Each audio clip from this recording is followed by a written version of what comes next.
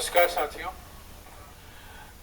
Parliament का विशेष सत्र अभी खत्म हुआ है और इस विशेष सत्र में जो मुद्दे आए हैं उस पर राहुल गांधी जी आपको संबोधित करेंगे। उसके बाद कुछ सवाल लेंगे। मैं आपसे गुजारिश करूंगा कि ये सवाल सिर्फ विशेष सत्र तक ही सीमित रखा जाए। राहुल गांधी जी। थैंक यू जयराम जी।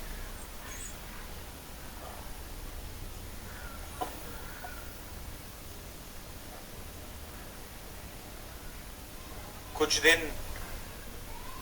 पहले पार्लियामेंट का स्पेशल सेशन अनाउंस हुआ और काफ़ी फैनफेयर से पुरानी पार्लियामेंट बिल्डिंग से नई पार्लियामेंट बिल्डिंग में ट्रांजिशन हुआ।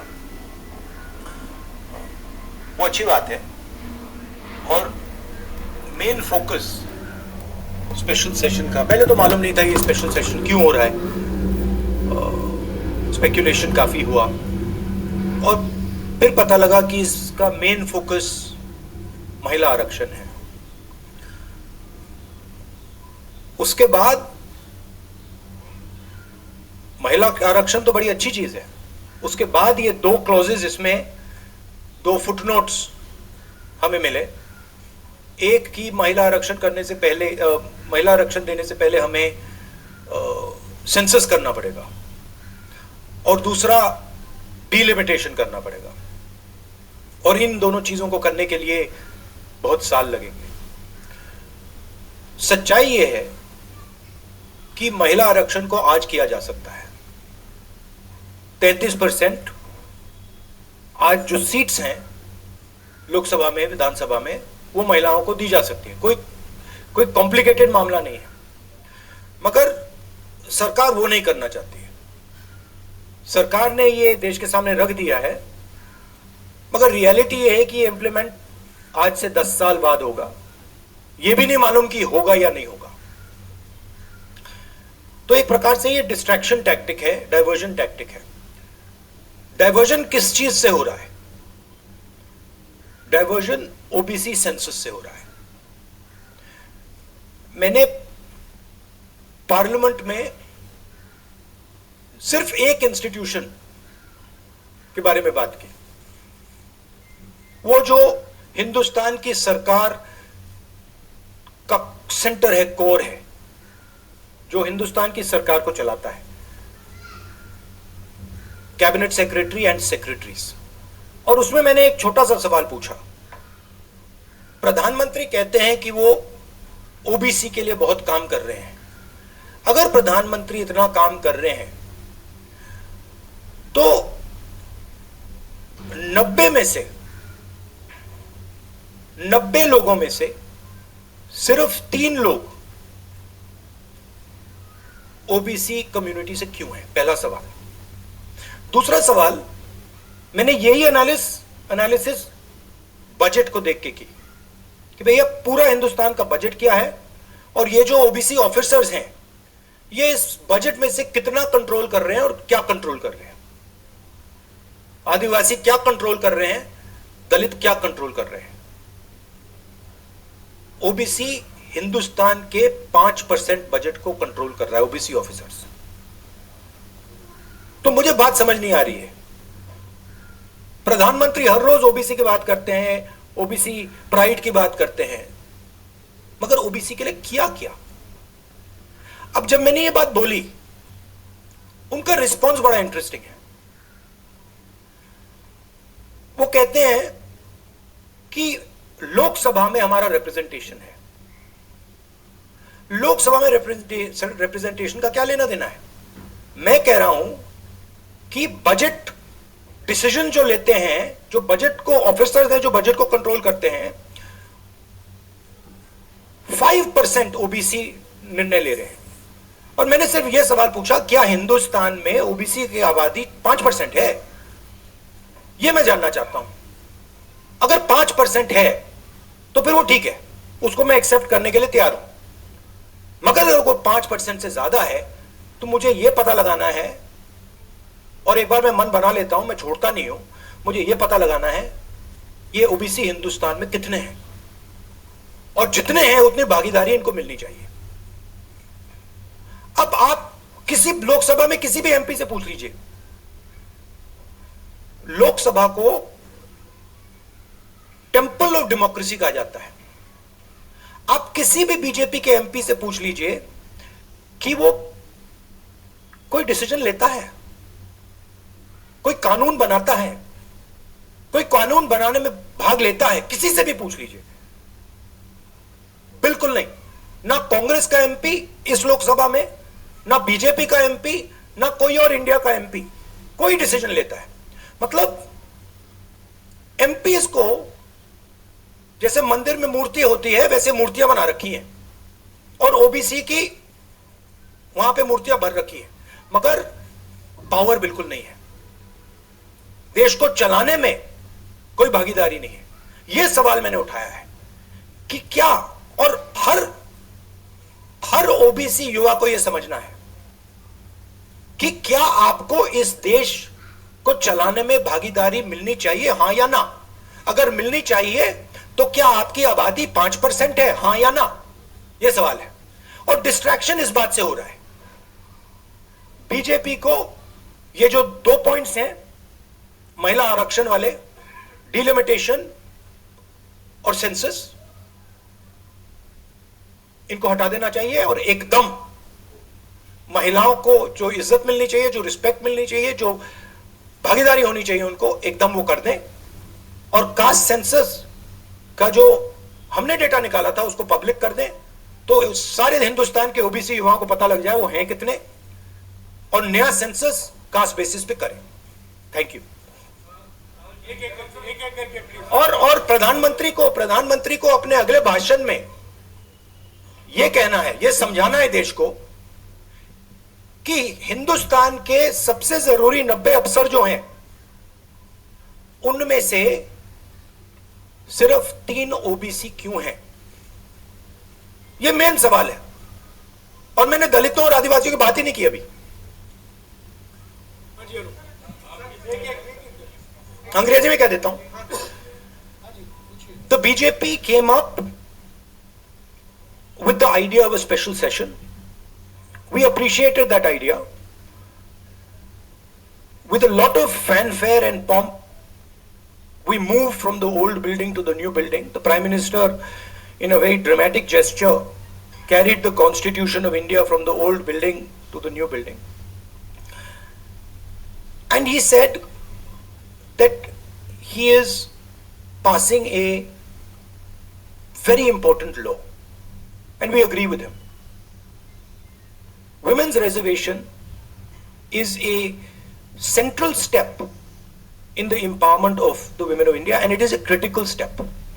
But when we read the fine print, we found something very interesting. 2 little subtexts were there. Number 1, this will be done after delimitation. Number 2, this will be done after census. What it means is this bill will be implemented a decade from now. It is not going to be implemented today, and every woman in India should understand this. It is not going to be implemented today, it's going to be implemented, if it is implemented, 10 years from now. So this is a diversionary tactic. It's a way of making everyone's attention move away. The question is, what are they moving away from? And the answer is the caste census. And I'd like to explain why. In my research for my speech, I looked at how many officers in the government of India, the senior most officers are secretaries, how many secretaries in the government of India come from the OBC community, how many come from the Dalit community, how many come from the tribal community. And I was shocked to find that 5% of the secretaries of the government of India, 3 officers in the government of India secretary level are OBC first. And then I asked another question, what budget do they control? And they control 5% of the budget. OBCs, Dalits, tribals, all put together control 6% of the budget. Tribals control 0.1 something of the budget. So this is a shocking finding. And I said this in Parliament. My point being that are the OBCs 5% of India? Is that the amount of participation we want of the OBC community? So the central question is, how many OBCs are there in India? How many different communities are there in India? If we want to distribute power to the people of India, we have to know this number. Otherwise, we are working without data.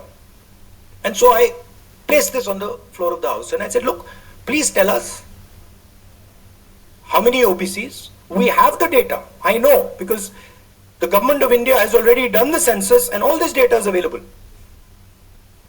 Why is the Prime Minister not releasing this data? And second, what is this delay in this census? The caste census should be done now and the last caste census data should be released at once. Now, what was the BJP's answer? Very interesting answer. That it doesn't matter how many OBCs are in the government of India. What matters is that we have MPs and MLAs who are OBC. No, that's not the point. Because you can ask any MP or any MLA how much they participate in lawmaking, how much they participate in how the money in India is spent, they will tell you there's no participation. So it is almost as if they keep placing these OBC MPs into the Vidhan Sabha from one side and taking away the real power of the OBCs from the other side. And as the Prime Minister keeps saying, he's an OBC leader, I want him to explain why only 3 OBCs are there in the government of India and why the OBC community, which is the backbone of this country, is responsible for only 5% of the budget. They have not been able to answer this question. In fact, when I said it, I saw in their face the panic. Because this is the truth, this is what they're trying to distract India from. The fact that the large mass of Indian people do not have any power.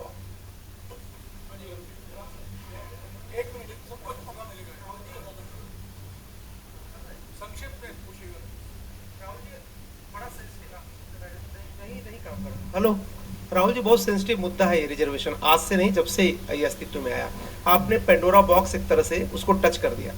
आप कल ये बात कह चुके अपनी speech में कि भाई ये दो सरकार तो नहीं दे रही, सरकार ने तो पास करा दिया बिल। अब सवाल उठता है आपका, क्या आप आगे चल के सरकार में भी, जैसे सेक्रेटरीज हैं, सरकार में भी और महिला आरक्षण में भी ओबीसीज के लिए अलग से व्यवस्था करने वाले? देखिए, सिंपल बात, स्टेप बाय स्टेप करना है। आपको चोट लगती है तो एक्सरे होती है, पता लगाना पड़ता है कि स्ट्रक्चर में कमजोरी कहां है, हड्डी कहां टूटी। मैं सिर्फ एक बात कह रहा हूं, पहला कदम एक्सरे है कि हमें पहले कास्ट सेंसस के माध्यम से हिंदुस्तान का एक्सरे करना है कि भैया हैं कितने लोग, ओबीसी कितने हैं, अलग अलग कम्युनिटीज कितनी हैं, ट्राइबल्स कितने, ये पहले टेबल पे तो रखो। डिसीजन लेने से पहले अगर हम अपने सामने डेटा ही नहीं रखेंगे तो डिसीजन कैसे लेंगे? वो तो आपने बात की बात की, मगर पहले हमारे सामने डेटा रखो। डेटा रखोगे, मैं आपका जवाब दे दूंगा। आज तो डेटा ही नहीं है। दूसरी बात, मैंने अपने भाषण में कहा कि आजादी की जो मूवमेंट थी वो एक शुरुआत थी। Distribution of power, transfer of power to the people of India, Hindustan के लोगों को पावर ट्रांसफर करने का पहला बड़ा कदम था। उसके बाद हमने और कदम लिए हैं। कास्ट सेंसस से जो डेटा निकलेगा वो हिंदुस्तान की जनता को और पावर ट्रांसफर करने का तरीका है। मैं कहता हूं कि हिंदुस्तान के जो ओबीसीज हैं, दलित्स हैं, ट्राइबल्स हैं, बाकी लोग हैं, महिलाएं हैं, उनको हमने ट्रांसफर ऑफ पावर करना है। उनके लिए हमें पावर ट्रांसफर करना है, उनके हाथों में पावर डालनी है। फाउंडेशन वो है और कास्ट सेंसस की जरूरत है, क्योंकि उसको समझे बिना हम ये कर ही नहीं सकते। हाँ, एक मिनट प्लीज। हाँ, देखो, हमारे समय जितने भी थे सही रिप्रेजेंटेशन होना चाहिए। हमारे समय कम था, वो भी खराब है। इनके समय कम था, कम है, ये भी खराब है। हम चेंज चाहते हैं, ठीक है। मेरा कहना है कि जब मैंने ये आंकड़ा देखा मैं हिल गया। मैं बिलीव नहीं कर सकता था कि 90 सेक्रेटरीज में से 3 ओबीसी के हैं। मैं शॉक हो गया, मैं हैरान हो गया, ये क्या हो रहा है।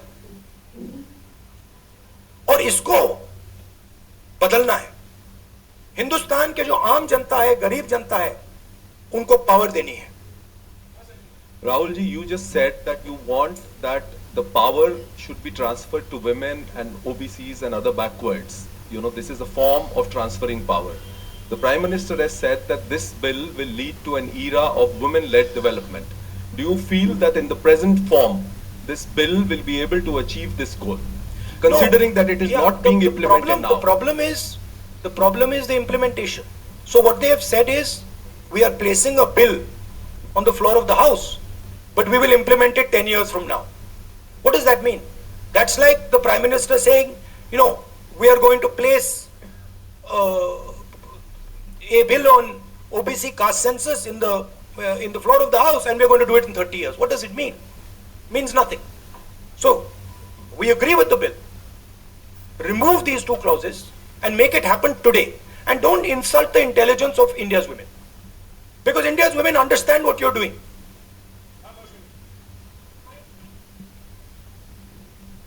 राहुल, क्योंकि स्पेशल सेशन की बात हो रही है, बहुत शॉकिंग एक वीडियो जो वायरल हो रहा है, उसमें रमेश बिदूरी साहब फ्लोर ऑफ द हाउस में एक स्पीच दे रहे हैं, जिसमें वो दानिश अली साहब को ऑन रिकॉर्ड, मतलब माइक पे आतंकवादी कहते हैं, मुल्ला कहते हैं और कई शब्दों का इस्तेमाल करते हैं जिनका हम प्रयोग नहीं कर सकते। तो इस तरह का व्यवहार जब संसद के भीतर हो रहा है, किस तरह से आप इसको देखते हैं? देखिए, वो और पार्लियामेंट का इशू है, उसमें मैं ये स्पीकर की जिम्मेदारी है और ये पार्लियामेंट्री प्रोसेस चलता है, इसमें मैं यहाँ पे कमेंट नहीं कर सकता हूँ। बट मैं कंप्लीट नहीं हुआ, कंप्लीट नहीं हुआ। राहुल जी, आप बहुत महत्वपूर्ण सवाल उठा रहे हैं। एक तो देरी का, दूसरा ओबीसी के कोटे की मांग कर रहे हैं।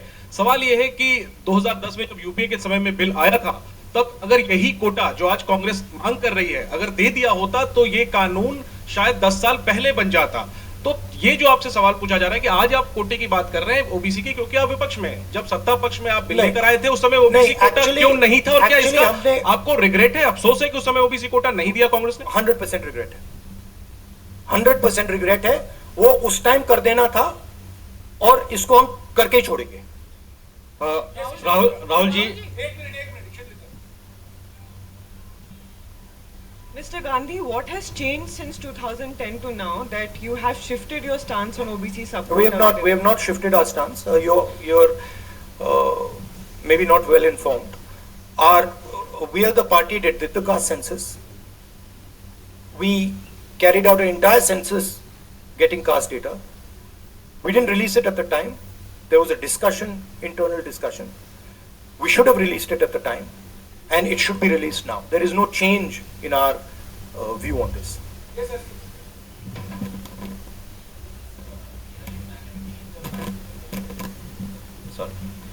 So there was near unanimity in the passage of the bills. Do you think that a wider consultation process should have been followed before bringing the bill in the special session? We are okay with the bill. We have supported the bill. Right? Please understand the technicality. We are in full support of the bill. We don't agree with the 2 little footnotes that have been put in the bill that basically mean that the bill is going to be implemented 10 years from today. We support the bill. Everybody, there's nobody in the house who didn't support the bill.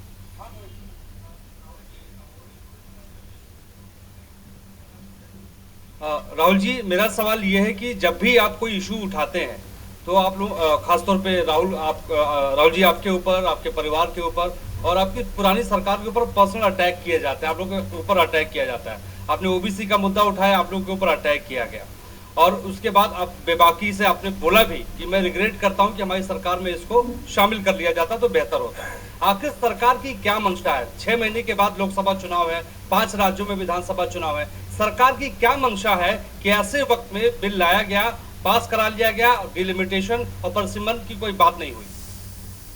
नहीं, मुझे, जैसे मैंने कहा, मुझे लगता है कि ये एक डिस्ट्रैक्शन टैक्टिक है और दो मुद्दों से बीजेपी घबराती है, डिस्ट्रैक्ट कराना चाहती है और ये रिलेटेड है। एक है अदानी जी, जो देश का पूरा धन अपने हाथों में कॉन्सेंट्रेट कर रहे हैं, और दूसरा कास्ट सेंसस। तो ये रिलेटेड चीजें हैं और इन दोनों बटन को जब मैं दबाता हूं, जैसे यूं दबाता हूं, बीजेपी एकदम जंप करती है। तो क्यों करती है? क्योंकि वो जो ओबीसी कम्युनिटी है सचमुच में उनको पावर नहीं देना चाहती है और वो पावर अदानी जी के हाथ में कॉन्सेंट्रेट करना चाहती है। राहुल जी, आपसे सवाल ये है, क्योंकि जब आपने लोकसभा में भाषण दिया, आपने 90 में से 3 सेक्रेटरी और ओबीसी के, जो ओबीसी कम्युनिटी है उसके हालात के बारे में बात करी। अगर 2024 में इंडिया ब्लॉक जो आपका बना है वो पावर में आता है, तो क्या इन चीज़ों को आप जल्द से जल्द इम्प्लीमेंट करें? क्योंकि बीजेपी साफ तौर पर कह रही है कि आपके भाषण के बाद से साफ लग रहा है कि ओबीसी कार्ड या ब्लॉक या कांग्रेस पार्टी खेल रही है। तो आप अगर पावर में आते हैं तो आप क्या सबसे पहले ये देखिए, ये वो कार्ड की बात करते हैं, कार्ड के बारे में सोचते हैं, मैं कार्ड के बारे में ही सोचता हूं। मैं जो हिंदुस्तान की जनता है उनको एम्पावर करना चाहता हूं और अगर मुझे दिखे कि ओबीसी कम्युनिटी जो है, जो बहुत बड़ी कम्युनिटी है, किसी को नहीं मालूम कितने लोग हैं, बट लोग कहते हैं 50% तक हो सकते हैं। जब मुझे दिखता है कि एक कम्युनिटी है जिसमें हिंदुस्तान की 50% आबादी है और गवर्नमेंट ऑफ इंडिया के सेक्रेटरीज में 3 लोग हैं, 90 में से 3, और वो 5% बजट को कंट्रोल करते हैं, तो मुझे गुस्सा आता है, इरिटेशन होती है। इस देश में हो क्या रहा है? एक तरफ हम अदानी जी को देश के पूरे इंस्टीट्यूशंस पकड़ा रहे हैं, नरेंद्र मोदी जी, और दूसरी तरफ जो हिंदुस्तान की रीढ़ की हड्डी है, जो हिंदुस्तान को चलाते हैं, उनको हम हिंदुस्तान को चलाने में, सरकार को चलाने में कोई जगह नहीं देते, दबा के निकाल देते हैं। तो इससे मुझे इरिटेशन हो रही है और जैसे ही हमारी सरकार आएगी, हमने वहां पे कर्नाटक में कहा था कि जिस दिन आएगी उस दिन हमारी 5 गारंटीज लागू हो जाएंगी। यहां भी मैं कह रहा हूं, हमारी सरकार आएगी, कास्ट सेंसस होगा और देश को पता लगेगा कि हमारे ओबीसी भाई कितने हैं, दलित भाई कितने हैं, और उनको देश को चलाने में भागीदारी मिलेगी। ये मैं आपको कह रहा हूं। ये छोटी प्रोसेस नहीं होगी, एक दिन में नहीं होगा, मगर नियत समझिए।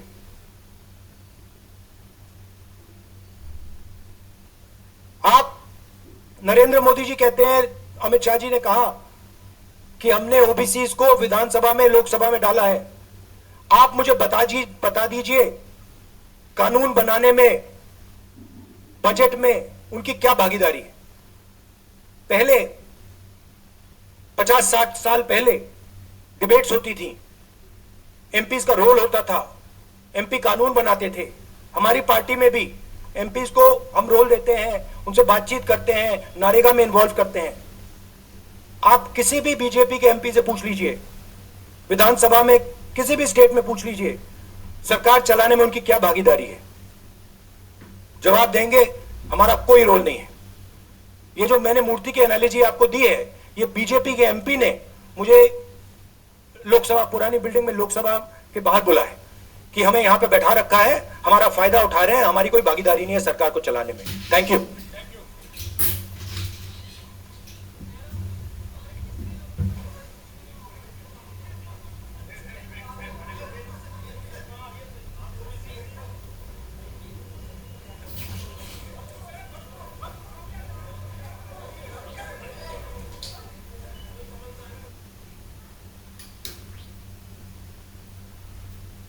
पाकिस्तान का जो पॉलिटिकल कल्चर है ना, you are either in the prime minister's house and the day you leave the prime minister's house very often you are in Adiala jail. He has used Islam as a political tool.